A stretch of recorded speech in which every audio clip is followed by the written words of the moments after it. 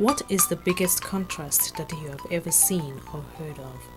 From an African perspective, and any other at that, it is hard and almost impossible to believe that this is the United States of America in the 21st century.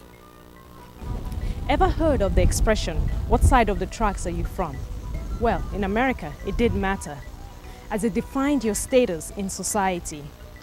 This is the story of the people of Bayview, Virginia, a community struggling to have its voice heard.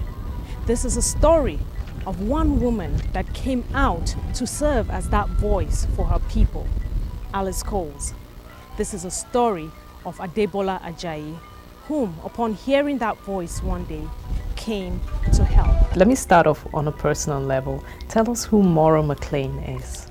I'm sitting with Kofi Boateng, who serves as the Chief Operating Officer of the African America Institute. Mr. Boateng, you're welcome to AIT. Thank you.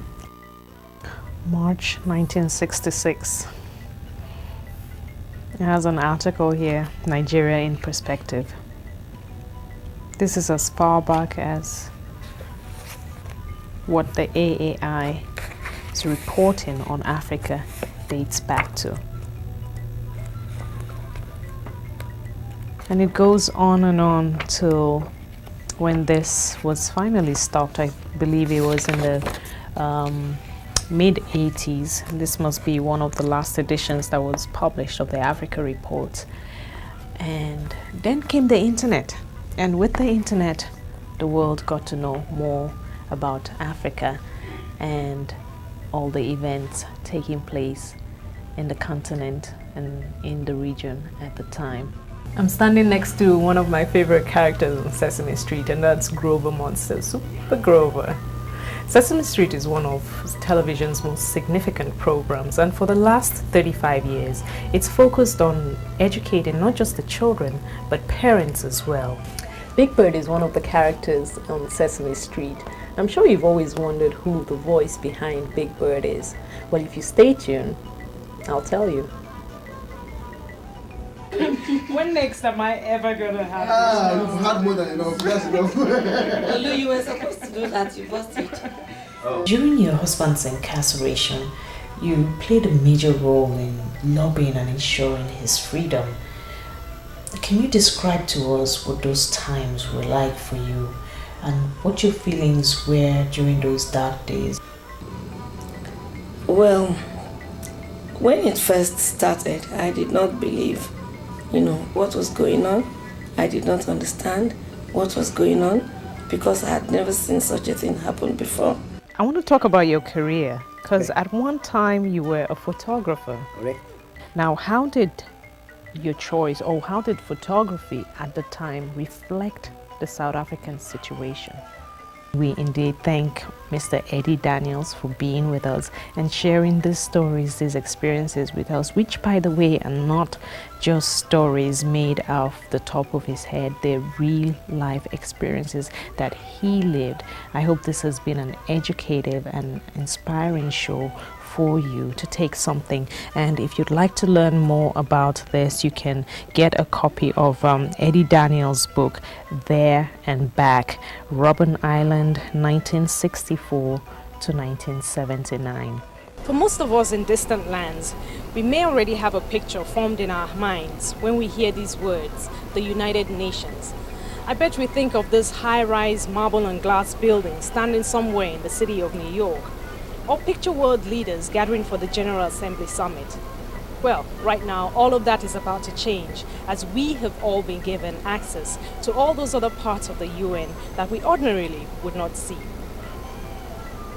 I hope this has been as educative and as enjoyable for you back home as it has been for me. So, should someone pop a question to you about the United Nations and its operations around the world, I'm sure you'd have the answers right at your fingertips. I'm sitting with Professor George Obiozo, His Excellency, Ambassador of the Federal Republic of Nigeria to the United States. You're welcome to AIT. Thank you very much. Today we're coming to you from the hospital for special surgery. Barbara is one of Dr. Borges' patients, and her scoliosis, unlike many others, was diagnosed at a later age in life. We're going to be talking with her and Dr. Boache right now about her condition. Hi, Barbara. How you doing? Hi, Oyiza. Thanks for coming to the show. Tell me about your condition some 4 or so years ago. 4 or 5 years ago, I was in extreme pain. Dr. Boache straightened out my back. He did, I'm not sure exactly what he did, but I'm now a ½ inch taller and I have no pain. Right. Dr. Boache, let me ask you, why was her condition diagnosed at such a later stage in her life? Yeah, most scoliosis occurs early in life during the teenage years, but because of the variation in curve magnitude, some goes undetected, especially if there isn't a routine check for that. That was Dr. Boache Ajay, an orthopedic surgeon here at the Hospital for Special Surgery. But that's how fascinating it was for us. So we can imagine how it was for me. I was a little intimidated because I was young, I was naive, and I was fearless too, I have to say. Oluchi, I hate you when I have to stretch to hug you. Huh? It's yoga. Oh, Just do a little stretch. Did I say stretch? When I have to bend down to hug you. Because I'm so tall. Anyway, it was very nice doing this. Nice very nice. And I'll see you soon, yeah? Very, very soon. Well, viewers, there you have it. Oluchi Onweba, Mnet's first face of Africa, our pride and joy of Nigeria. Here with us on Sana'a. I hope this has been an inspirational show for you. I hope you've learned a lot from her and the industry.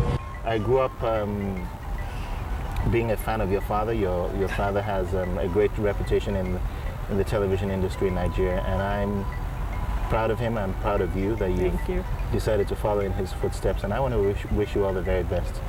The sky's the limit, and keep on shooting for the stars. Thank you very much. Oyiza, thank you so much. All right. Well, coming from you, I mean, like I've been sitting here jittering, wondering if I'm doing the right thing. You certainly are. You've done a wonderful job. Thank you so much. Appreciate it.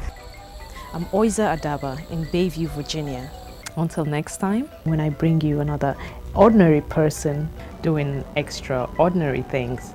Say Watarana.